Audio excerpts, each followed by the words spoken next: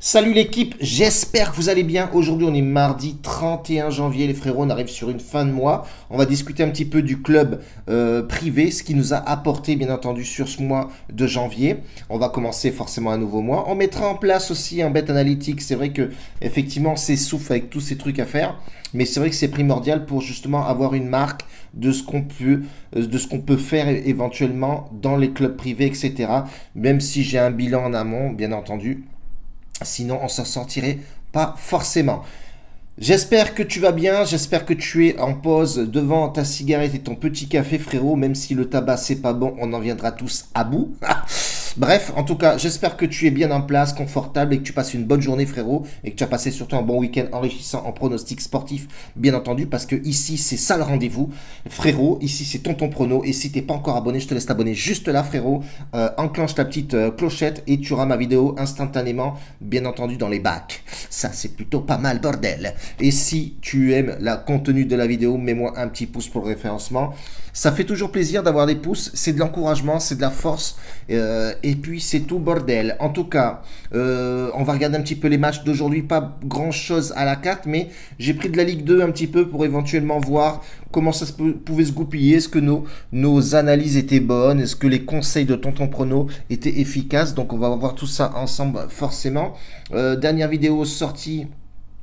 Je pense qu'on avait fait un bon résultat, donc ça c'est plutôt bien aussi. Les conseils sont toujours bons à prendre et c'est surtout pour vous les frérots, pour vous orienter au maximum possible, inimaginable, même si vous le savez très bien que les paris sportifs, les frérots, c'est pas une science infuse, on peut pas avoir surtout tout le temps les 100% et être efficace au maximum, on essaye de faire au mieux, bien entendu.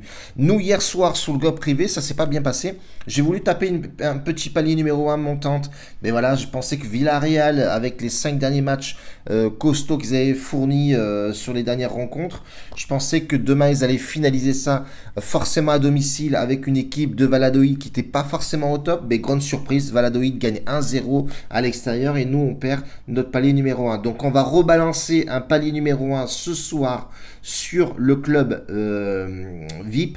Donc je t'invite fortement à nous rejoindre sur Telegram, frérot, et si tu veux mes mises perso, bien entendu, je t'invite à nous retrouver sur le club privé, frérot. Alors, aujourd'hui, les gars, il y a du Metz qui joue Rodez.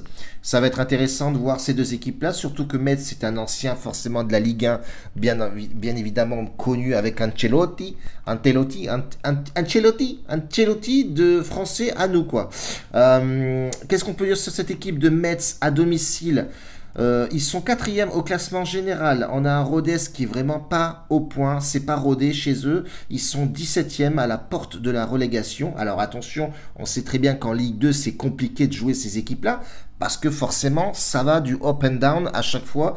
Et c'est beaucoup de surprises dans les matchs. Bon là, en l'occurrence, on a un Metz qui est quatrième. On va regarder voir un petit peu du classement général. Comment Metz se positionne à domicile. Ils sont 6e du classement à domicile. Des équipes à domicile, attention. Ils ont perdu 2 matchs, ils ont fait 3 nuls, ils ont gagné 5 matchs à domicile sur les 10 derniers matchs. Ils ont claqué 15 buts, donc il y a une belle attaque. On peut voir effectivement que à domicile et en attaque, ils ont scoré 15 buts, ils en ont encaissé 10, donc 1 but par match. Sur les 5 derniers matchs, c'est 3 victoires, 2 nuls. Donc ça, c'est plutôt pas mal du tout. À l'extérieur, Rodez se déplace comment? Ben, on voit que Rodez, 8e du classement général, ils ont perdu 4 matchs, ils ont fait 3 nuls et 3 victoires. Ils ont encaissé 10 buts, donc 1 but par match aussi. Ils ont scoré 9 fois. On peut voir effectivement qu'à l'extérieur, Rodez ne sont pas bons en attaque. Ça, c'est ce qu'ils nous disent, bien entendu. On va aller voir les top buteurs. J'adore voir les top buteurs à domicile. C'est toujours bon à prendre, effectivement. Voir un petit peu Metz, qui se détache de Metz, qui est number one buteur chez Metz. Il a claqué 9 buts. C'est Miko Tadze, un Géorgien. 9 buts marqués à son effigie. On va aller voir surtout, voir s'il est présent aujourd'hui. Il n'y a pas de blessés de part et d'autre. À voir aussi en amont, voir qui est blessé ou pas. On va aller regarder ça de suite pour voir un petit peu l'effectif de Metz et voir surtout si notre buteur, on va en avoir besoin sur le pronostic que je vais vous balancer, s'il est présent bien entendu et s'il n'est pas blessé. Donc pour l'instant, il n'y a personne de blessé sur cette équipe de Metz. Maintenant, on va voir un petit peu les confrontations de ces deux équipes-là. Comment elles se sont, est-ce qu'elles se sont déjà rencontrées? Est-ce que forcément il y a un avantage à jouer sur l'équipe de Metz à domicile? Est-ce que? Beaucoup de questions, les frérots, on le sait. Donc à domicile, on a vu effectivement les derniers matchs jouer. Elles se sont jamais rencontrées. Donc ça, c'est une masse à faire. Mais bien sûr que oui, qu'elles se sont rencontrées. Metz est toujours devant, bien entendu. Le dernier match joué, c'était mois d'août 2022. Donc, ils ont gagné 4-1 contre Rodez, Metz. Donc, ça, c'est plutôt sympathique à jouer. Moi, sur ce match-là, les frérots, si je devrais réellement partir sur ce match, je partirais sur le over, tout simplement. On a un scoreur qui est plutôt bon. À domicile, on voit que Metz, c'est plutôt pas mal. Attention, Rodez se déplace aussi plutôt bien, donc à voir tout ça aussi. Donc je partirai plus sur moi un over 2,5 buts sur ce match-là. Je pense que ça va être un match ouvert. Voilà, on voit que Rodez est 17e, doit absolument faire quelque chose. Et le déplacement, on voit qu'ils se déplacent plutôt pas mal. Ils prennent aussi des buts. On voit aussi sur les derniers matchs, les dernières confrontations, il y a eu du score. Donc pourquoi pas tenter le over 2,5 sur ce match-là, les gars. Deuxième match de Ligue 2, ça va être Sochaux qui rencontre Valenciennes. Alors attention, Valenciennes est un sérieux de la Ligue 2. Alors est-ce qu'ils sont au top en ce moment? Ça, on va le regarder ensemble. On a un Sochaux qui, en ce moment, c'est mission pour la Ligue 1. Ils sont 3e au classement général. On a un Valenciennes qui est classé 12e. Ça va pas très fort côté Valenciennes. On va voir l'état de forme à domicile de Sochaux. Tout simplement, on voit que Sochaux est classé 3e. Ils ont perdu que 2 fois à domicile. Ils ont fait 2 nuls et 6 victoires, ce qui est plutôt pas mal. Il y a une très belle attaque côté Sochaux aussi. 17 buts marqués pour 8 encaissés. Donc, ils n'encaissent pas beaucoup de buts à domicile. Donc, ça, c'est plutôt sympathique. On va regarder les clips à l'extérieur, comment elles se déplacent. Valenciennes, c'est pas forcément le top.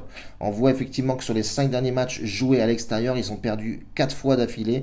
Donc, en général, ils perdent 6 fois à l'extérieur. Ils ont fait 2 nuls pour 2 victoires seulement. Ils ont encaissé 9 buts. Bon, ils n'encaissent pas trop de buts non plus à l'extérieur. Mais on voit effectivement que ça peine beaucoup côté Valenciennes. Top buteur de cette équipe-là de Sochaux. Attention, il y a un goléador qui se démarque fortement. Et son nom est, on va regarder ça de suite, si j'arrive à le trouver bien entendu, côté Sochaux. Et on sait que Sochaux est très très chaud pour remonter en Ligue 1 et ils vont y arriver. Ça se bat. Il y a Bordeaux aussi qui est là-dessus. Il y a Le Havre aussi qui est dessus. Et Sissoko, donc Sissoko à Sochaux qui a claqué 9 buts. Et j'ai regardé déjà en amont, personne de blessé du côté de Sochaux. Donc le buteur, le goléador sera forcément présent. Pas de surprise sur ce match-là, je vois pas Sochaux perdre à domicile et je vois pas Valenciennes faire une surprise sur ce match-là. Je pars sur Sochaux en sec, bien entendu. Les dernières confrontations de ces deux équipes-là, Valenciennes se démarque, oui, certes, mais Valenciennes se démarquait surtout à domicile. Donc là, c'est un match à l'extérieur et quand tu regardes les statistiques des matchs de Valenciennes à l'extérieur, elles sont chaotiques. Les 3 derniers matchs, c'est 3 défaites, tout simplement.